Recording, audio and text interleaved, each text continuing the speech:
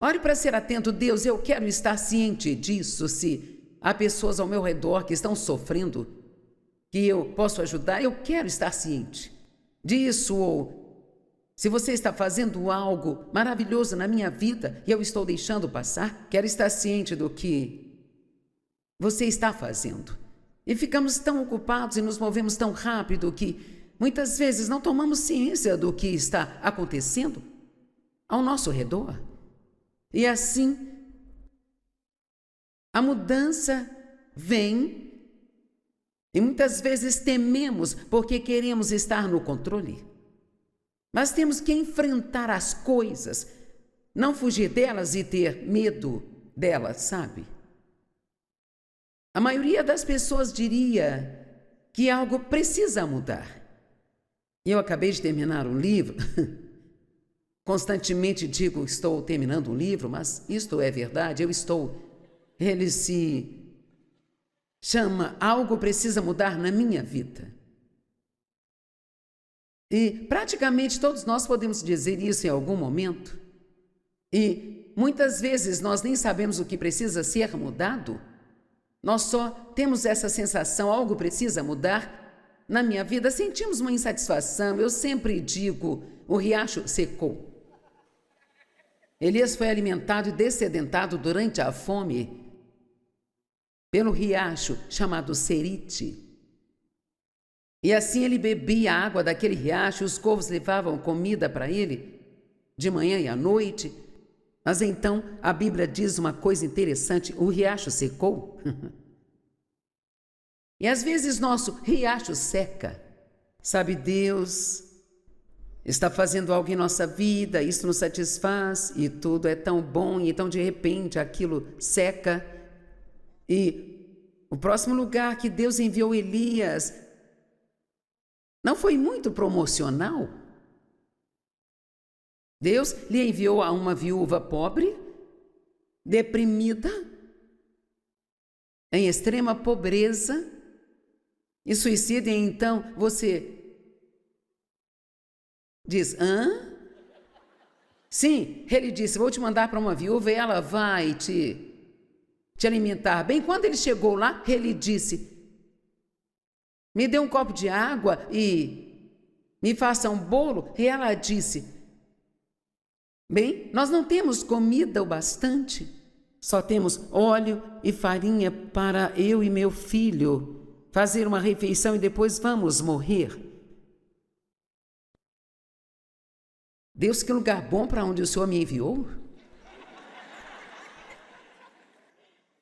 Eu liderei um estudo bíblico doméstico por 5 anos e então senti Deus dizer, eu quero que você pare com isso agora e eis que faça uma coisa nova. Você já ouviu isso? Eis que faça uma coisa nova. Bem, a próxima coisa foi que por 1 ano eu não fiz nada.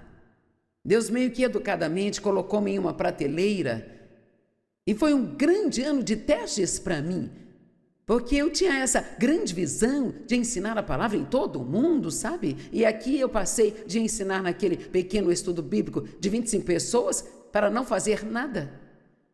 Mas realmente Deus estava usando aquele ano para me preparar para a próxima coisa e eu não estava fazendo nada, mas Ele estava fazendo muito aqui dentro de mim.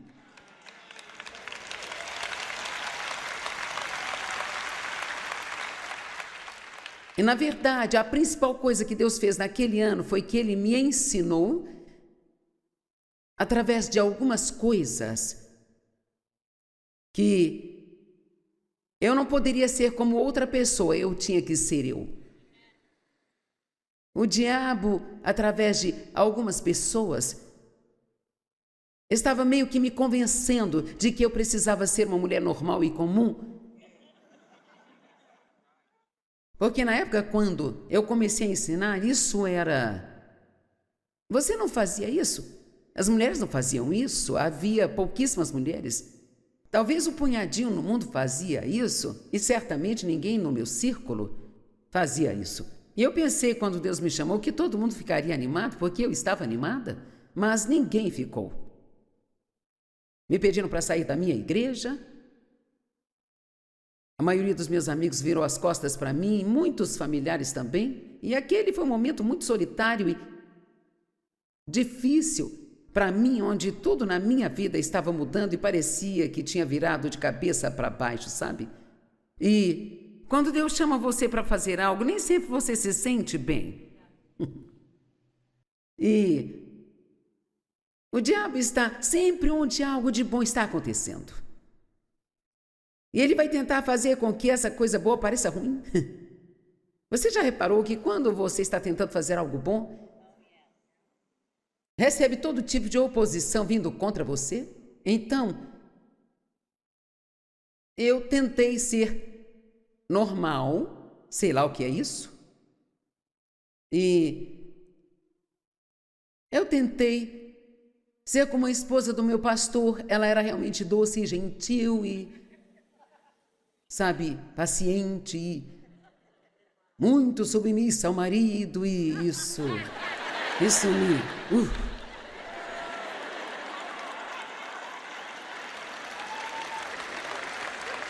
Se aquilo era ser normal, não estava funcionando para mim, sabe? E aí, minha vizinha lá era a senhorita das artes. Ela tinha um jardim e fazia as roupas da família e assim. Eu tentei jardinagem, tentei costurar e odiei tudo aquilo, sabe?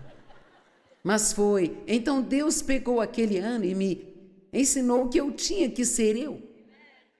E honestamente acho que essa é uma das razões pelas quais o nosso ministério tem sido bem sucedido. Se você quer saber a verdade, e espero que isso não soe errado, mas eu praticamente fico longe deste canto e daquele outro, e eu só passo tempo com Deus e tento fazer o que sinto que Ele quer que eu faça.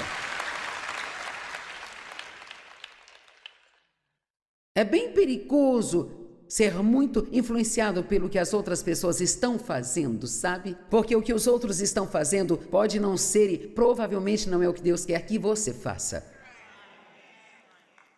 Deus, ele tem um plano individual para cada um de nós. E principalmente os jovens que estão começando no ministério. Eu sei, eu fiz isso, eu tentava marcar encontro com várias pessoas que já estavam fazendo algo para que eu pudesse buscar conselhos. E honestamente, eu não entendia, mas todas as vezes que eu tentava não dava certo, sabe? Não conseguia marcar, ou se conseguisse era cancelado na última hora. E eu pensava, Deus, por que não, sabe? Bem, finalmente, é claro, isso foi há muito tempo, quando o Dave e eu fomos para a TV. Nós estávamos pregando em um lugar onde um outro homem que tinha um ministério de TV pregava também. Então pensei, vou marcar um encontro com ele e entender mais a respeito de TV. E então eu disse a ele, estamos nos preparando para ir para a TV. Você tem alguma recomendação? E ele disse, sim, não faça isso. Eu pensei, bem, não era isso que eu queria ouvir. Quantos de vocês entendem o que estou dizendo? Sabe, você tem que ouvir de Deus sobre o que deve ir e fazer. Todos os seus amigos podem estar indo para a reunião de oração de manhã na quarta na igreja, não significa que você tem que ir. Você tem que sentir que é Deus que está te mandando fazê-lo. Então, aquele ano que eu achava que nada estava acontecendo, foi um ano muito importante na minha vida, e talvez agora você sinta que Deus te colocou numa prateleira em algum lugar e você não entende o que está acontecendo. Ou talvez seu riacho secou e você sente que recebeu um rebaixamento em vez de uma promoção. Mas talvez esse rebaixamento vá te levar a uma promoção maior do que você jamais poderia imaginar. Às vezes você tem que ficar parado e esperar essas coisas acontecerem.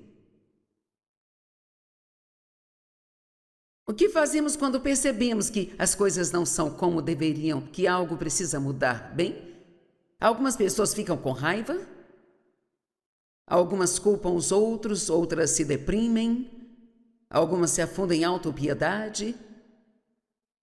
Algumas assumem a responsabilidade de fazer algo a respeito. Se você quer mudança, às vezes terá que mudar. Você precisa ser a mudança que quer ver, sabe?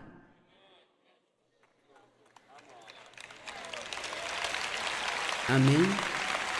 Se você não gosta da maneira como as coisas estão indo em sua vida, então talvez precise tomar uma decisão de mudar, sabe? Eu cheguei num ponto em que eu estava reclamando o tempo todo da minha agenda, eu estava muito ocupada e não tinha tempo para nada, e eu estava sempre reclamando. E Deus me disse um dia: se você não gosta dos seus horários, mude-os. Foi você que quis assim. Espero que isso tenha servido para alguém aqui. E não é verdade, nós reclamamos de tudo o que temos que fazer, mas somos nós que escolhemos. Se não gosta disso, você é o único que pode mudar isso. Tudo o que precisa fazer se sentir que está muito ocupado é fazer uma lista de tudo que está fazendo, orar sobre ela, e agora então passe pela lista arriscando tudo aquilo que não está dando frutos, que só está sugando o seu tempo, mas não dando frutos. E então depois volte e risque tudo aquilo que está fazendo pelo motivo errado.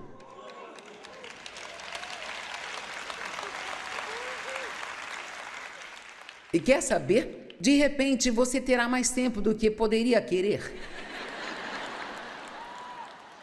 Preciso repetir isso, porque esse foi um conselho muito bom, isso mesmo.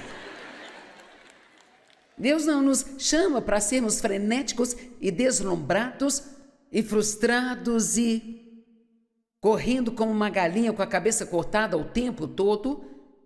Agora ouça o que vou te dizer. Deus, ele nunca vai te dar tanto para fazer que vai deixá-lo frustrado.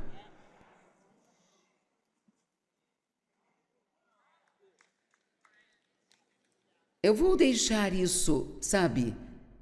Isto é um Selá. Sabe, em alguns salmos, no final dos versos diz Selá, isso significa pare e pense calmamente sobre isso. Às vezes, quando eu estou pregando, eu digo algo que eu sinto que é importante o bastante para que eu precise parar e deixar as pessoas que elas absorvam isso antes de passarmos para a próxima coisa. Deus nunca vai te dar tanto para fazer que você tenha que ficar frustrado o tempo todo para poder fazê-lo. Amém? E Ele não te dará tanto para fazer que você tenha que ficar sempre preocupado sobre onde vai conseguir o dinheiro para fazer.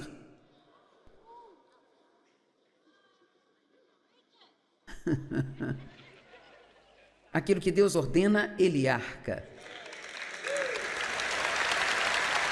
Eu nunca precisei chegar na TV e dizer: se você não mandar o dinheiro, eu vou ter que sair do ar. Não foi você que me colocou lá?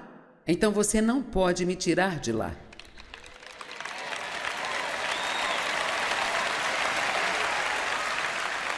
E se Deus quiser que eu tenha dinheiro e Ele te cutucar para isso, e você não o fizer, Ele vai encontrar alguém que o faça.